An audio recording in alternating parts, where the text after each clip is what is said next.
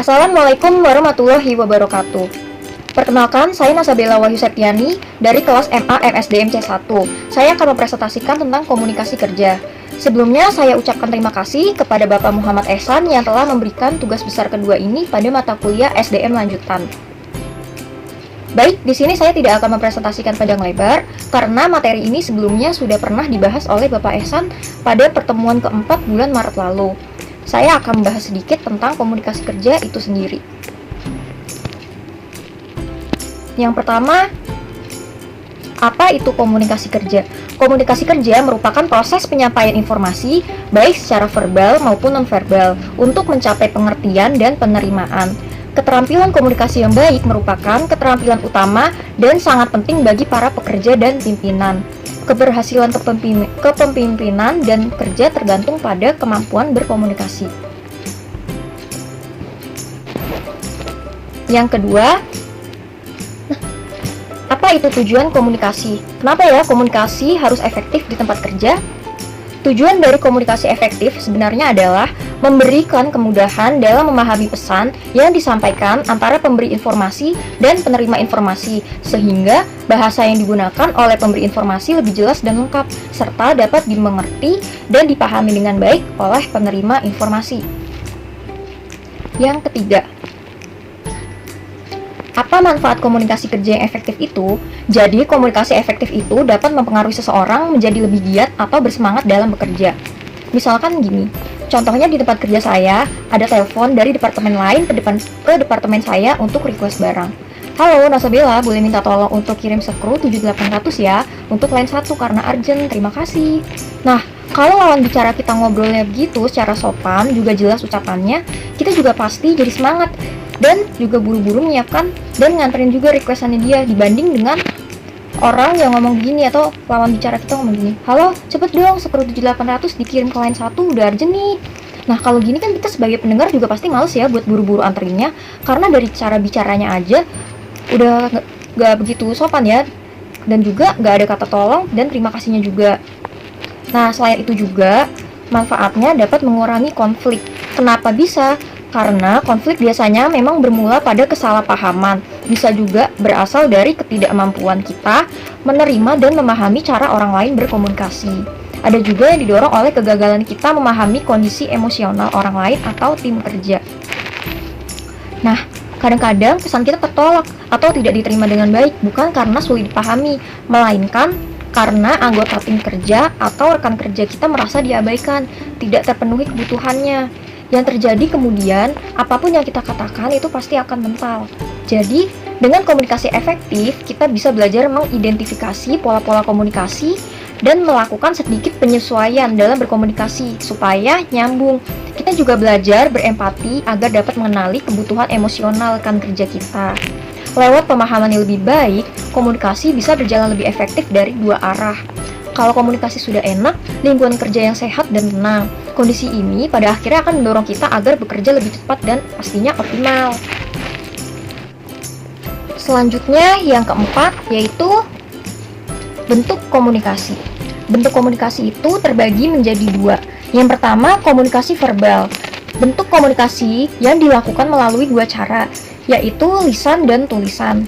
Yang pertama, misalkan berdiskusi dengan rekan kerja kita. Yang kedua, melakukan briefing bersama dengan sesama karyawan dan juga atasan.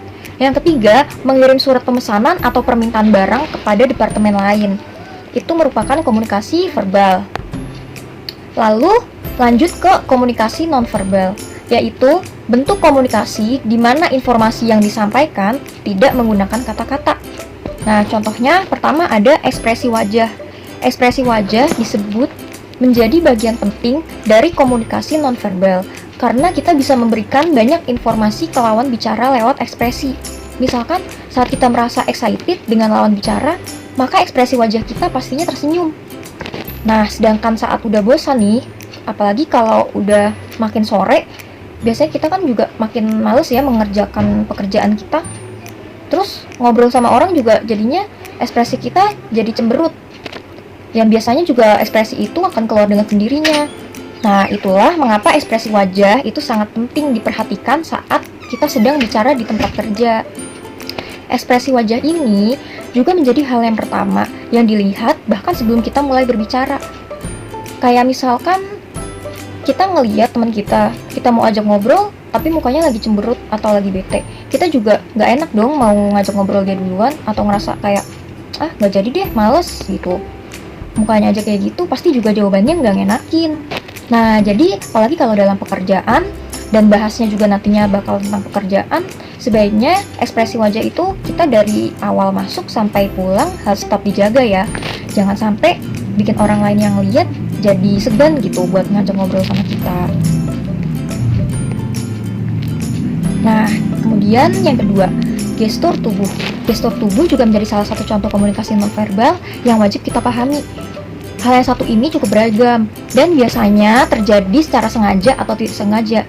Nah, misalkan kita menunjukkan gestur tubuh yang tidak nyaman saat berbicara, maka lawan bicara juga akan tahu jika kita merasa terganggu. Selain itu, gestur seperti mengacungkan tangan saat akan bertanya di waktu rapat juga akan menunjukkan bahwa kamu orang yang sopan karena tidak ingin memotong pembicaraan orang lain. Jadi, setiap kita ingin memotong pembicaraan orang lain tapi tetap dengan sopan, sepertinya kita juga harus melihat kondisi atau situasinya dulu. Misalkan udah agak santai, udah agak dirasa sedikit lah pembahasannya, baru kita mulai menunjukkan tangan, mengacungkan tangan. Jangan tiba-tiba orang lagi ngomong terus kita salah gitu aja. Nah, itu namanya nggak sopan. Lalu yang ketiga, bahasa tubuh. Bahasa tubuh adalah cara seseorang dalam menempatkan tubuh mereka secara alami, tergantung pada situasi, lingkungan, dan bagaimana perasaannya. Itulah mengapa dari bahasa tubuh lawan bicara kita bisa didapatkan informasi, misalnya mengenai suasana hatinya. Contohnya, saat ada orang sedang berbicara dengan menyilangkan tangan dan dahinya berkerut, maka kemungkinan ia sedang merasa kesal atau marah karena suatu hal. Oleh karena itu, saat sedang berbicara dengan orang yang dihormati, tidak hanya ucapan yang perlu dijaga, tapi bahasa tubuh juga perlu diperhatikan. Yang keempat, sentuhan. Sentuhan juga menjadi salah satu contoh dari komunikasi nonverbal. Namun sentuhan akan lebih cocok dilakukan pada orang yang sudah kita kenal atau sudah lebih akrab gitu. Nah, jika kita melakukan sentuhan dengan orang yang belum dikenal, pastinya akan terjadi kecanggungan atau bahkan salah paham. Sentuhan memang umumnya digunakan untuk mengkomunikasikan dukungan atau memberikan kenyamanan kepada orang lain. Misalnya, ada teman kerja kita yang sedang sedih, maka kita bisa menunjukkan empati kita dengan memegang tangannya atau mengusap punggungnya kayak gini. Nah, itu pastinya kita harus lihat orang dulu.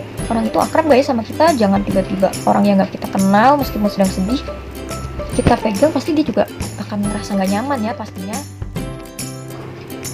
Nah, jadi komunikasi harus tetap dijaga, apalagi jika posisi kita bertemu dengan rekan kerja dan atasan. Jangan sampai terjadi miskomunikasi ya. Contohnya kayak saya nih, yang ketika Jumat lalu diberikan lembur oleh leader saya untuk hari Jumat dan Sabtu. Namun, ketika jam mau pulang mendadak di-cancel, dan otomatis saya pulang dan saya pikir emang di-cancel dalam 2 hari itu. Ternyata saya salah tanggap. Yang dimaksud leader saya cancel di hari Jumat saja dan Sabtunya tidak di-cancel. Tapi kenyataannya saya Sabtu tidak datang. Ya karena saya pikir emang 2 hari itu di-cancel. Nah kalau udah gini kan namanya terjadinya miskom. Leader ngomong kurang jelas dan saya juga sebagai lawan bicara juga jadi salah tanggap. Nah jadi intinya komunikasi dalam kerja itu harus dijaga baik-baik. Mulai dari ekspresi wajah kita, nada bicara kita, sampai pelafalan kita juga harus jelas agar tetap terjalinnya komunikasi yang efektif. Nah, baik itu aja yang bisa saya sampaikan. Mohon maaf presentasi ini masih banyak kekurangan dan salah kata. Akhir kata, saya ucapkan Assalamualaikum warahmatullahi wabarakatuh.